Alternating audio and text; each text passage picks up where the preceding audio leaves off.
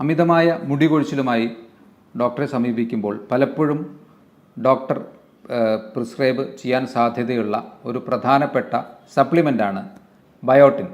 ഇത് പ്രധാനമായും നമ്മുടെ മുടി വളർച്ചയ്ക്കും നഖങ്ങളുടെ വളർച്ചയ്ക്കും അല്ലെങ്കിൽ അവയുടെ മെയിൻ്റനൻസിനുമാണ് ഏറ്റവും പ്രധാനമായിട്ട് ഈ ഒരു വൈറ്റമിൻ്റെ ആവശ്യമുള്ളത്.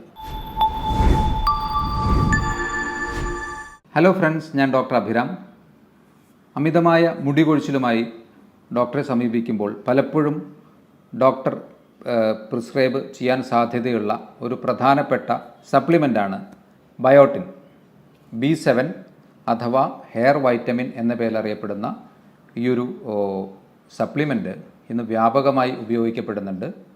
എന്നാൽ അത് നാച്ചുറലി നമുക്ക് ഭക്ഷണത്തിലൂടെ കിട്ടുക തന്നെയാണ് ഏറ്റവും നല്ലത്. അക്യൂട്ടായിട്ടുള്ള ഒരു സ്ട്രെസ്ഫുള്ളായിട്ടുള്ള അധികമായിട്ടുള്ള ഡെഫിഷ്യൻസി പ്രശ്നങ്ങളുണ്ടെങ്കിൽ മാത്രം കുറച്ച് സമയത്തേക്ക് സപ്ലിമെൻ്റായിട്ട് ഉപയോഗിക്കാം.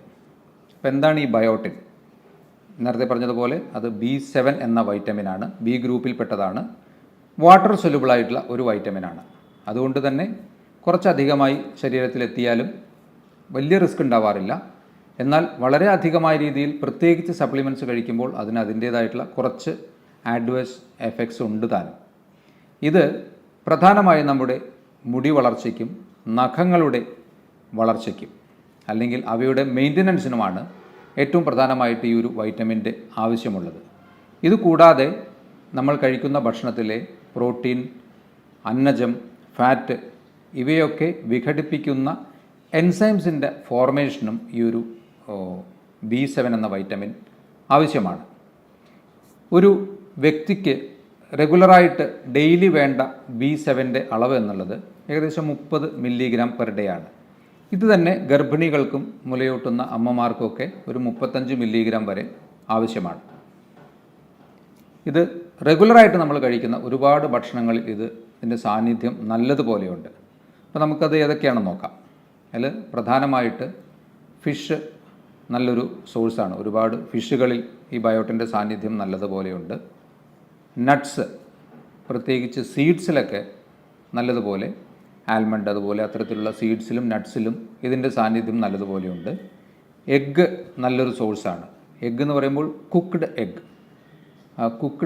എഗ്ഗ് അല്ലെങ്കിൽ ബോയിൽഡ് എഗ്ഗ്, വേവിച്ച മുട്ട എന്ന് തന്നെ എടുത്ത് പറയാൻ കാരണം പച്ചമുട്ട കഴിക്കുന്ന ശീലം ചിലർക്കുണ്ടെങ്കിൽ, പ്രത്യേകിച്ച് ചിലപ്പോൾ ബോഡി ബിൽഡേഴ്സോ അല്ലെങ്കിൽ പച്ചമുട്ട നല്ലതാണെന്നുള്ള കൺസെപ്റ്റിൽ കഴിക്കുന്നവരൊക്കെ ഉണ്ടെങ്കിൽ അതിലുള്ള എവിഡിൻ എന്ന ഒരു കോമ്പൗണ്ട് ബയോട്ടിൻ്റെ അബ്സോർപ്ഷനെ തടസ്സപ്പെടുത്തുമെന്നാണ് പറയുന്നത്.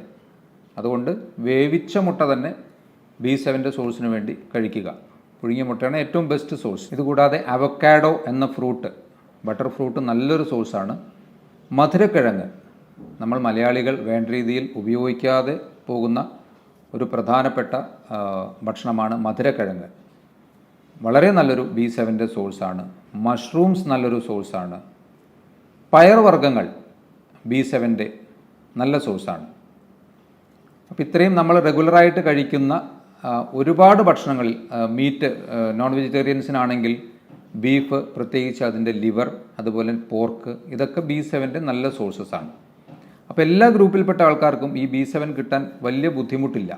നിങ്ങളത് ദിവസേന അതിൻ്റെ ഒരു സോഴ്സ് നിങ്ങളുടെ ഭക്ഷണത്തിലുണ്ട് എന്ന് ഉറപ്പ് വരുത്തിയാൽ മതി. ഈ B7 ഡെഫിഷ്യൻസി വരാൻ കൂടുതൽ സാധ്യത ഉള്ളത് അഡിക്ഷൻസ് ഉള്ളവർക്കാണ്. പ്രത്യേകിച്ച് ആൽക്കഹോൾ അഡിക്ഷൻ ഉണ്ടെങ്കിൽ ആൽക്കഹോൾ B7ൻ്റെ അബ്സോർപ്ഷനെ, B7 മാത്രമല്ല ഒരുപാട് വൈറ്റമിൻസിനായാലും B7ഉം ഉണ്ട്, അബ്സോർപ്ഷനെ തടസ്സപ്പെടുത്തുന്നു. അതുകൂടാതെ നമുക്കറിയാം ആൽക്കഹോൾ കഴിക്കുമ്പോൾ സ്വാഭാവികമായിട്ടും നമ്മുടെ വിശപ്പ് കുറയുന്നു. അതുകൊണ്ട് ഭക്ഷണത്തിൻ്റെ കുറവ് മൂലമുള്ള ഡെഫിഷ്യൻസിയും ഈ B7ൻ്റെ അബ്സോർപ്ഷൻ ഡെഫിഷ്യൻസിയും ആൽക്കഹോൾ കഴിക്കുന്നവർക്ക് വരാൻ സാധ്യതയുണ്ട്. ഇനി ഈ B7 സപ്ലിമെൻറ്റ്സ് വ്യാപകമായി കഴിക്കുന്നത് നല്ലതാണോ? ഞാൻ ആദ്യമേ പറഞ്ഞു, അക്യൂട്ടായിട്ടുള്ള വളരെ സിവിയർ ആയിട്ടുള്ള ഡെഫിഷ്യൻസി മൂലമുള്ള സ്കിന്നിൻ്റെ പ്രശ്നമോ മുടിയുടെ പ്രശ്നമോ ഒക്കെ ആണെങ്കിൽ കുറച്ച് സമയത്തേക്ക് കുറച്ചൊന്ന് റിക്കവർ ചെയ്യുന്നത് വരെ സപ്ലിമെൻറ്റ്സ് ഉപയോഗിക്കാം. അല്ലെങ്കിൽ B7 സപ്ലിമെൻറ്റ്സ് റെഗുലറായിട്ട് അധികമായ അളവിൽ ഉപയോഗിക്കുന്നവർക്ക് ചിലപ്പോൾ അവരുടെ ലബോറട്ടറി ഇൻവെസ്റ്റിഗേഷൻസ്, പ്രത്യേകിച്ച് നിങ്ങളിപ്പോൾ ഒരു തൈറോയ്ഡ് ഫങ്ഷൻ ചെയ്യുകയാണെങ്കിലോ അല്ലെങ്കിൽ ഹാർട്ട് റിലേറ്റഡ് ആയിട്ടുള്ള മാർക്കേഴ്സ്, നമുക്കൊരു നെഞ്ചുവേദന വന്നു, ടെസ്റ്റ് ചെയ്യാൻ പോയപ്പോൾ ആ ഹാർട്ട് അറ്റാക്കുമായി റിലേറ്റഡ് ആയിട്ടുള്ള മാർക്കേഴ്സ്, എൻസൈംസിൻ്റെ വാല്യൂ ശരിയായ രീതിയിൽ കാണിക്കാതിരിക്കാനുള്ളൊരു സാധ്യതയുണ്ട്. ലബോറട്ടറി ടെസ്റ്റുകളിൽ ഈ B7 അധികമായി സപ്ലിമെൻറ്റ് ഫോമിനുള്ളിൽ ചെന്ന് കഴിഞ്ഞാൽ അതിൽ ഓൾട്രേഷൻസ് വരാമെന്ന് പറയുന്നു. അതുകൊണ്ട് സപ്ലിമെൻറ്റ്സ് എപ്പോഴും അത്യാവശ്യമുള്ള ഒരു ചെറിയ ഷോർട്ട് പീരീഡിലേക്ക് കഴിക്കുക. അതിനുശേഷം നാച്ചുറലായിട്ടുള്ള ഫുഡ് സബ്സ്റ്റൻസിലൂടെ തന്നെ അതിനെ മേക്കപ്പ് ചെയ്യുക. ഈ B7 ഡെഫിഷ്യൻസി കൊണ്ട് വരാവുന്ന പ്രധാനപ്പെട്ട പ്രശ്നങ്ങളൊന്ന് മുടി കൊഴിച്ചിൽ, നഖത്തിൽ വരുന്ന വ്യതിയാനങ്ങൾ, അതുപോലെ തന്നെ മുഖത്ത് കവിളുകളിലും നെറ്റിയിലുമൊക്കെ ചെറിയ കുരുക്കൾ വരാനും സ്കിന്നിൻ്റെ ഇൻറ്റഗ്രിറ്റി നഷ്ടപ്പെടാനും സാധ്യതയുണ്ട്. സ്കിൻ റാഷസ്, പ്രത്യേകിച്ച് മുഖത്ത് വരുന്ന സ്കിൻ റാഷസും B7മായി റിലേറ്റഡ് ആയിട്ട് വരാൻ സാധ്യതയുണ്ട്. അപ്പോൾ നമ്മുടെ ഹെയറിന് തിന്നിങ്, അതുപോലെ തിളക്കം, അതിൻ്റെ സ്ട്രെങ്ത്ത്, ഇതിനൊക്കെ അതുപോലെ നഖത്തിനും ഒക്കെ ഏറ്റവും പ്രധാനപ്പെട്ട ഈ ഒരു B7 വൈറ്റമിനെ മറക്കാതിരിക്കുക. റെഗുലറായിട്ട് ഈ ഒരു ഫുഡ് സോഴ്സിലൂടെ നിങ്ങൾക്ക് ഈ ഒരു B7 ഉള്ളിലെത്തിക്കാനുള്ള മാർഗങ്ങൾ നിങ്ങൾ കൃത്യമായി ചെയ്യുക. ഇത്തരത്തിലുള്ള മറ്റൊരു ഹെൽത്ത് ടോപ്പിക്കുമായി വീണ്ടും കാണാം. ബൈ.